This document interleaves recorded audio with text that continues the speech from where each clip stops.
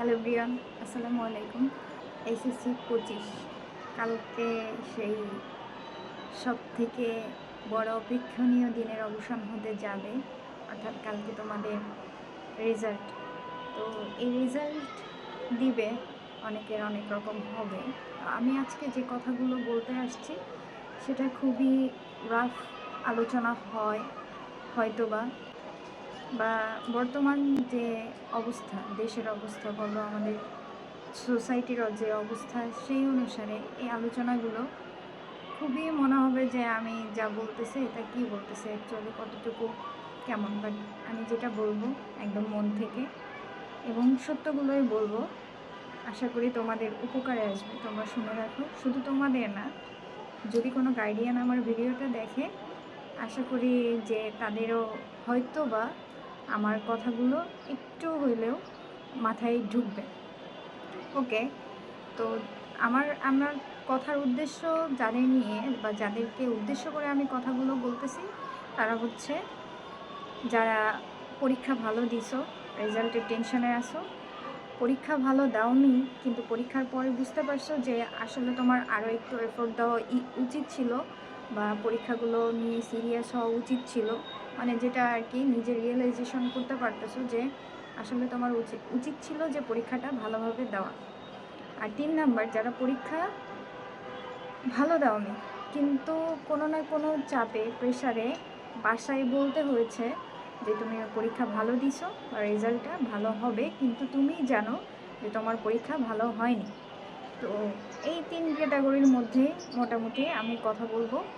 আর যারা পরীক্ষা নিয়ে সিরিয়াস ছিল না, বা যারা হচ্ছে অতটা ভাবো না, এগুলা নিয়ে কোনো প্রেশার নেই, তোমরা সিরিয়াস না, তাদের নিয়ে আসলে আমার কথা বলার দরকার নেই, কারণ তোমরা তোমাদের আলাদা ভিশন আছো, তোমরা সেই অনুযায়ী চলবে। All the best. তো আমি এখন আসি মেইন কথায়, যে কালকে পরীক্ষা দিবে, টেনশন হচ্ছে। টেনশন হওয়াটা স্বাভাবিক, তাই না? যে এত বড় একটা ফেজ পার করে আসছো, তার অ্যাওয়ার্ড দেওয়া হবে কালকে, বা রেজাল্টটা কালকে পাবা তোমরা। তোমাদের পরীক্ষার সময় অনেক কিছুই হ্যাসেল হয়েছে, যেমন হচ্ছে কোশ্চেন প্যাটার্ন হুট করে চেঞ্জ হওয়া, তারপরে এই যে মাঝখানে আবার কিছু ঝামেলা হলো। তো এগুলো নিয়ে অনেকটা হ্যাসেলের মধ্য দিয়ে তোমরা পরীক্ষা দিছো। তো যারা ধৈর্য রেখে সঠিকভাবে এফোর্ট দিতে পারছো, তাদেরকে তো আগে থেকেই আমার শুভেচ্ছা, এবং যারা চেষ্টা করছো তাদেরকেও জানাই শুভেচ্ছা। কিন্তু এখন রেজাল্টের পরে তোমাদের যে অবস্থাটা, সেই সিচুয়েশনটা আমি তুলে ধরি। দেখো, ফার্স্টে আসি তোমাদের আশেপাশের মানুষজনের কথা। তুমি রেজাল্ট যেমনই করো না কেন, মানুষজনের ইফেক্ট যেটা পড়বে সেটা কিন্তু ওই 2-1 দিনের জন্য। রেজাল্ট দেওয়ার 1 সপ্তাহর মধ্যেই তোমাকে নিয়ে আলোচনায় থাকবে, তোমাকে নিয়ে কথা বলবে। তোমার রেজাল্ট যদি খারাপ হয় তাহলে তোমাকে নিয়ে খোঁটা দিবে, টিটকারি করবে। এগুলো তুমি বন্ধ করতে পারবে না, না চাইলে বন্ধ করতে পারবে না। তুমি কেন, কেউই বন্ধ করতে পারবে না। এটা সবার স্বভাব, আমাদেরও স্বভাব, ঠিক আছে? তো এগুলো নিয়ে কথা বলার আগে যেটা বলবো সেটা হচ্ছে নিজের প্রতি নিজের বিশ্বাসটা স্থাপন রাখো, আল্লাহর উপর ভরসা রাখো।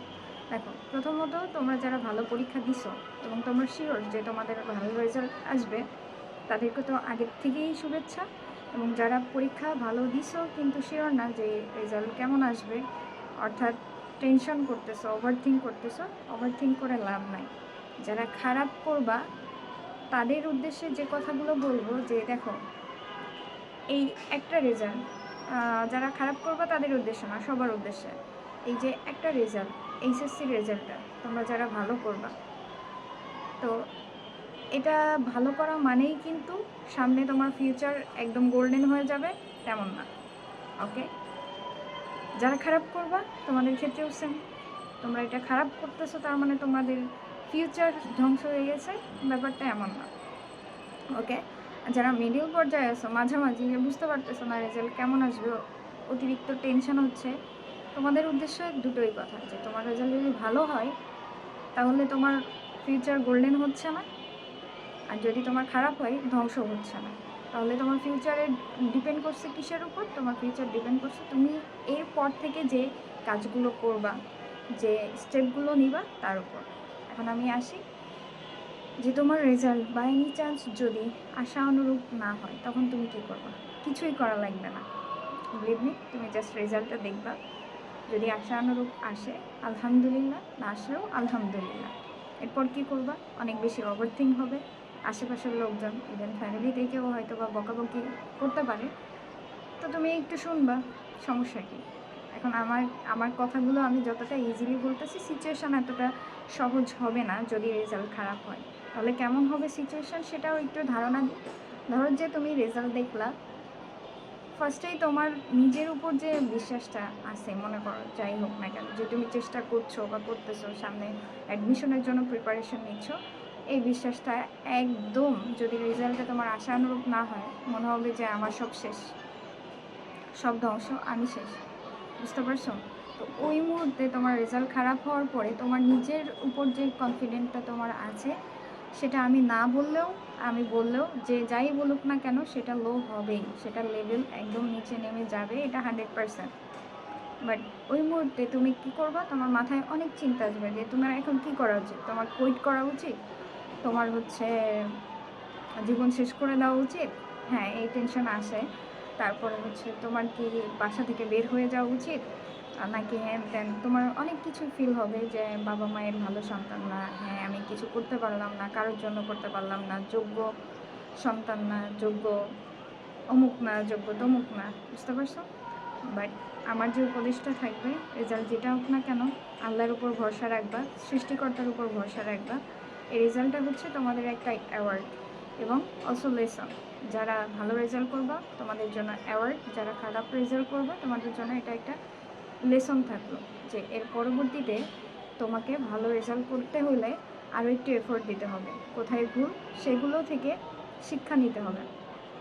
এখন এইচএসসির রেজাল্টের উপর যেহেতু তোমার অ্যাডমিশনটা ডিপেন্ড করে, তো তোমার রেজাল্ট যদি আশানুরূপ থেকে খুব বেশি খারাপ হয়, মানে এমন হয় না, আমাদের রিকোয়ারমেন্ট থাকে ভার্সিটিগুলোতে, যদি না হয় টেনশন করার কোনো কারণ নাই, তোমার জন্য আছে, ঠিক আছে? তুমি কিছু একটা তো করবাই, তাই না?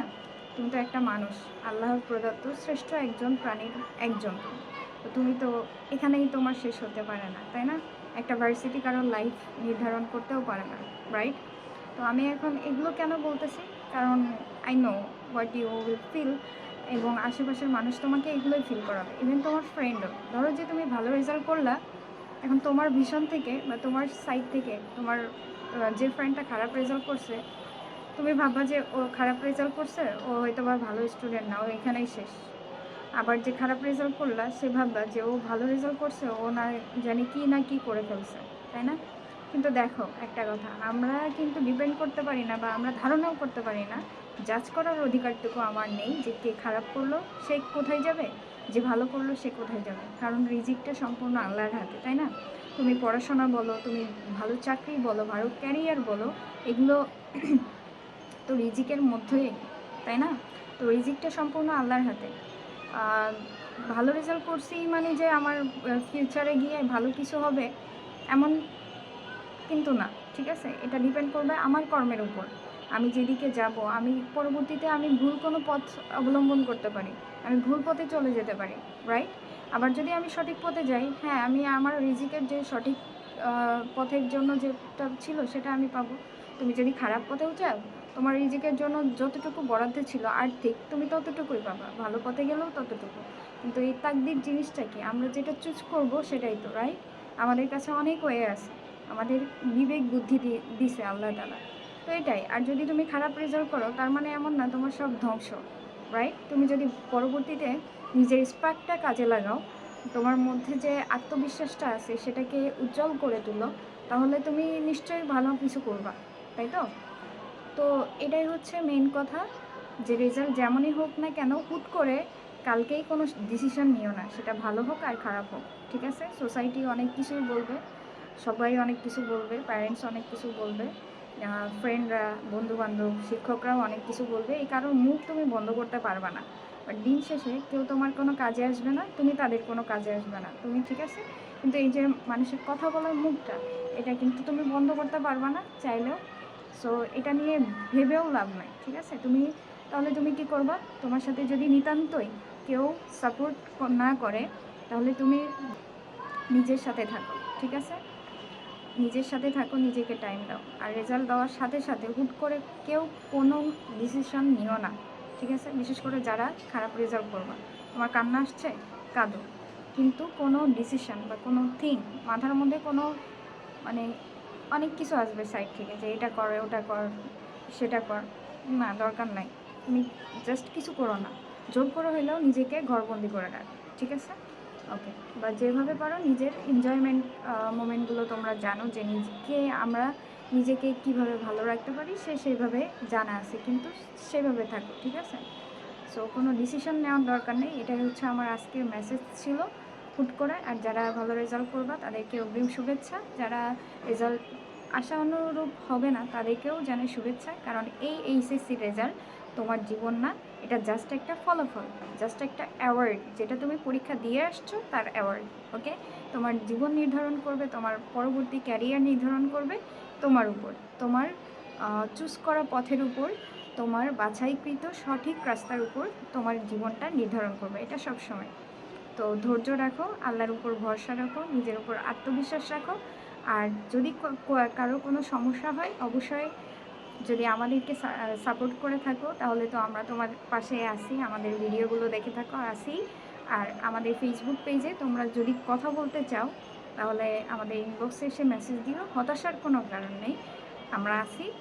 আর আল্লাহ তো আছেন, ভরসা রাখো, নিজের উপর ভরসা রাখো। ওকে, অল দ্য বেস্ট। আশা করি সবার রেজাল্ট আশানুরূপ হবে, এটাই আমার কাম্য, এটাই দোয়া।